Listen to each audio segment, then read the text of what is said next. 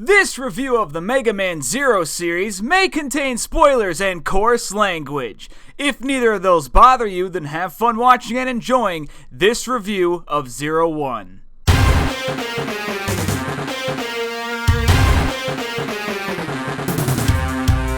The Mega Man Zero franchise is one of the most compelling franchises on the Game Boy Advance. Not just because of the skill needed for it, but also because it's a franchise that shows monumental steps to improve itself and become an extremely solid game series, adding new and fixing old to create games that continually improve themselves. But the question is, how does this improvement start? What creates Zero games to keep moving? What are they fighting for? All of this and more will be answered when we take a look at the Mega Man Zero series from start to finish. Zero One is the first game in the franchise, debuting in 2002 to great acclaim and many cash checks for a franchise soft reboot, taking control of Zero hundreds of years after the Mega Man X game series. In this timeline, Zero sacrificed his own body once he found out that his body was responsible for starting and spreading the Maverick Crisis, so his mind was moved out of his body and placed in a different robot casing.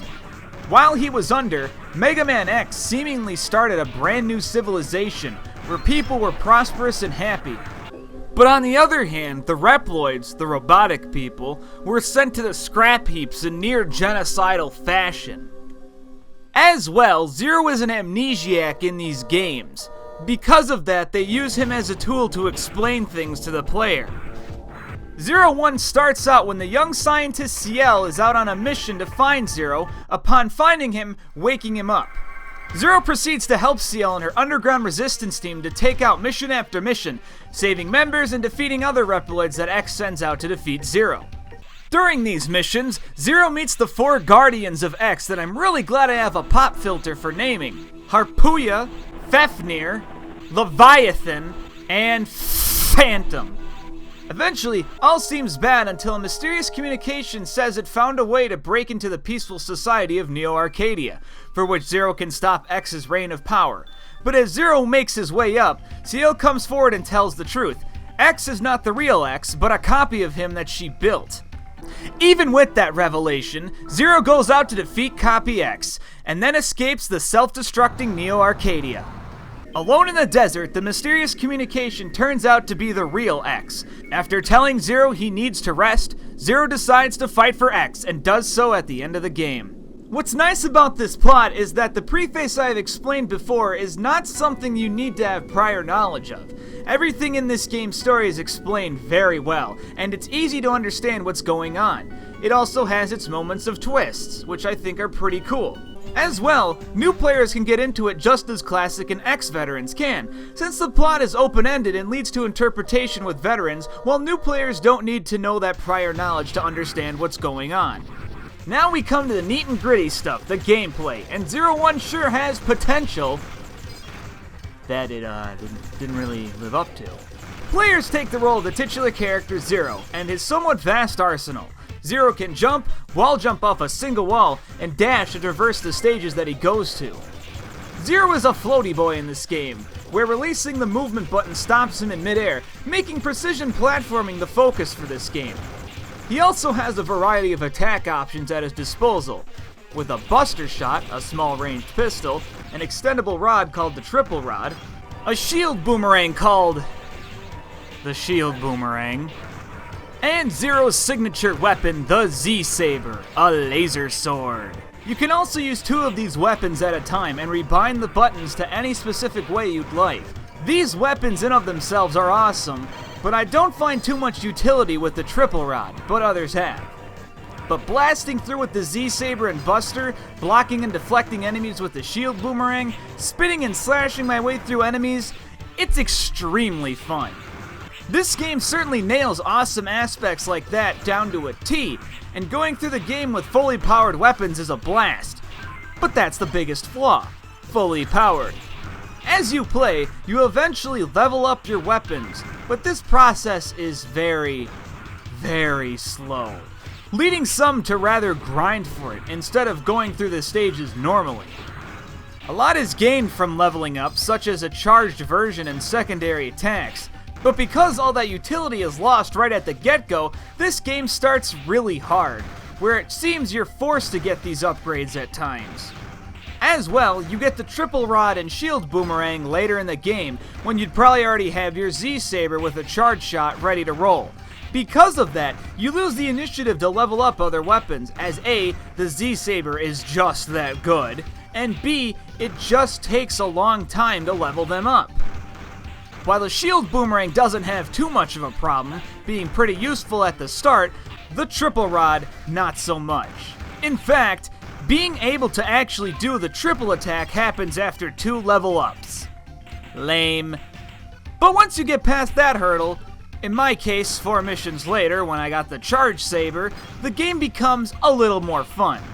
As you play, Zero also finds 3 elemental chips, of fire, ice, and electricity. Although this technically means the Zero franchise is in the Elder Scrolls universe, Zero can use these chips to find weaknesses with enemies and make battles much quicker. While not much happens when you have these chips equipped, Zero can do slightly more damage to certain enemies, and a charged attack can stagger them if that's their weakness. Electricity and ice usually stuns enemies, while fire burns them for more damage. As well, there are some bosses that have no weaknesses, which tend to be the most challenging and keep you on your toes. These, while not as in-depth as the usual Mega Man motif of 8 bosses and 8 weapons, are still a very welcome addition and keep the Mega Man rock paper scissors design intact. Zero can also find Cyber Elves, creatures that increase Zero's native abilities and upgrade him in ways X games could never do, such as doubling your health bar. These little fucks can be upgraded by using E-crystals you find in the game as a currency. But there's a few problems with them. 1, they cost way too much! Look at this! Just 1,200 for a sub-tank? A sub-tank! An item you found in the X games! You don't really find E-crystals that quickly in this game either. The best way you can is to go to the factory and grind for them. Which, again, is more fucking grinding that this game doesn't need. The second thing is that this game penalizes you for using them. If you start using them, your grade starts to go down. Like, I understand that up to a point. Why would just having 1 or 2 do it? Like, I could see maybe 5, but at the same time too, why restrict players from trying out this new thing if they know the game's gonna penalize them for using it? Maybe I should have just used 70 of them, because grades don't really matter too much in this game. In the Zero games, you're ranked after every mission. In Zero 1, this ranking system is near useless, just like high school. The highest rank you can go is S, with A, B, C, D, E, and F following. An A rank or above lets you unlock a new Cyber Elf! And that's it! That's all you get for getting those high grades, is more paywalls for fun shit! To add on to that, you can't even retry missions, so if you get a bad grade, you're stuck with it unless you reload a save. So I'd recommend not even giving a shit about the grades in this game, especially because it's already challenging for some wrong reasons. The level design for this game is both good and bad, where there's some extremely nice and memorable platforming parts that I find for the most part to be fair. For the majority of the game, I would say the level design teeters here, or at least at the unimpressive but not boring category too.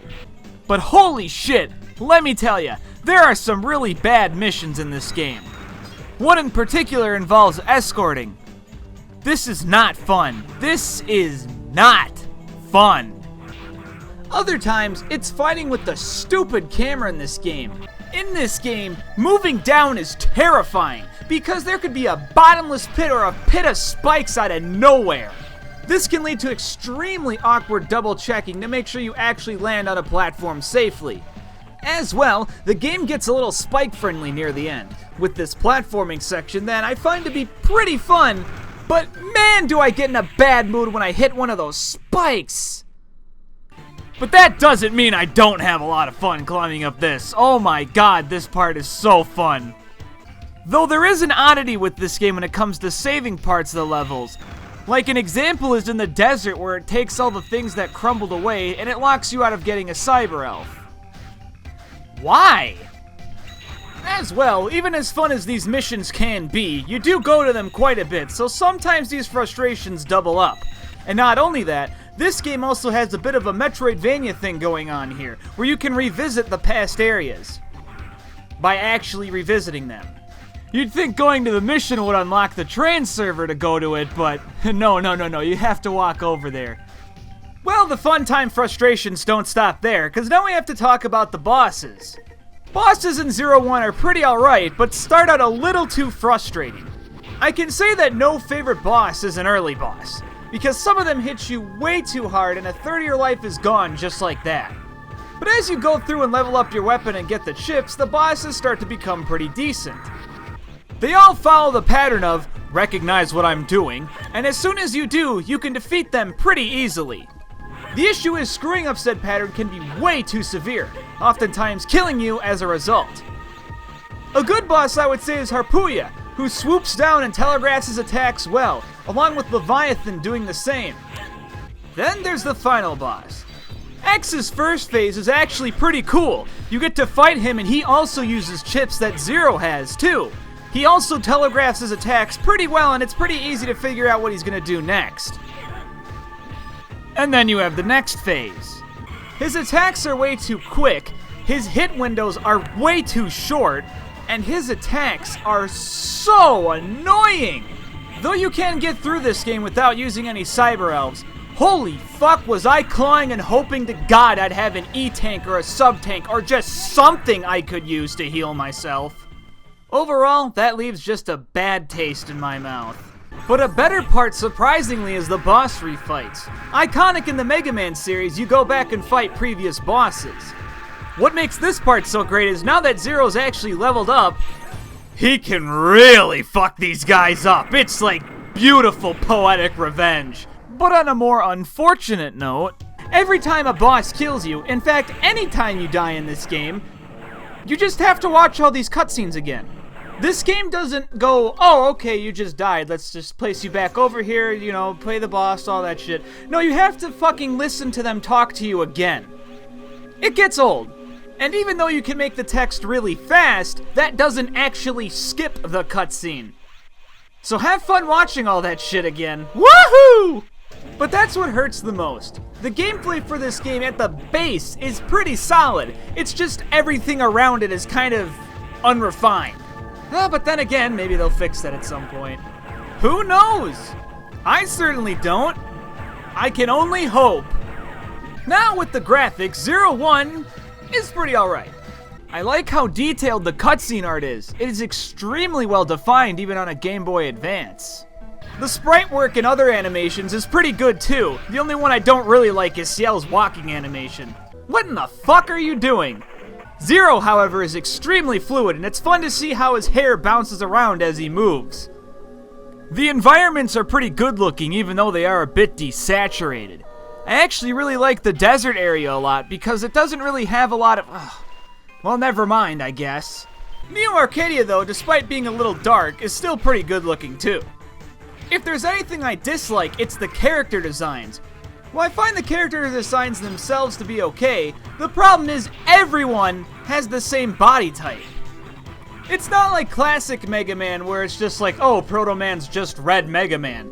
It's the protagonists, the rivals, the antagonists, the side characters. Everybody looks the same. They all have the same vest and the same 10-year-old androgynous body type. This is why Fafnir is one of my favorite characters in this game. He's got huge, broad shoulder pads, a large upper chest, and a fucking insane looking weapon. He really sticks out compared to the rest of the characters, even as extremely small pixel art on an extremely small Game Boy Advance screen. And I wish others stuck out more besides their color and funny hats. It's also why I love the boss designs in this game. The Mavericks in this game have some of the coolest designs I've seen. I think this is where the attention to detail went, because these guys are pretty recognizable and very cool to look at. The X games had the same thing going on with it too, but in Zero it seems like it's a little bit different. And for sure, it is always cool to see one of them sliced in half. Rated E for everyone. Now, with the audio for this game, it's on the good side. Music for this game is by Capcom, so it's automatically good. But seriously, there are some pretty good songs in this game, but they are somewhat short and repetitive. Some don't get old, some do, and while they are overall good songs, other times they can be a bit annoying. But man, do I love the final stage themes.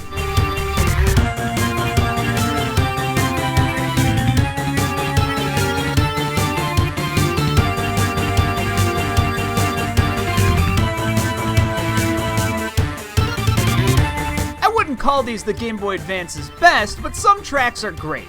The sound effects are all pretty good. They distinguish themselves pretty well, so it's easy to hear and see what you're doing. There's voice acting in this game, and it mostly consists of Japanese people screaming and grunting. So not really much else to say other than that. So there it is, that's just the first entry in this series. Overall, a game that is really, really unpolished. A game that has the potential to be something even more than it was. And well, as you'll see in the sequel, that something happened.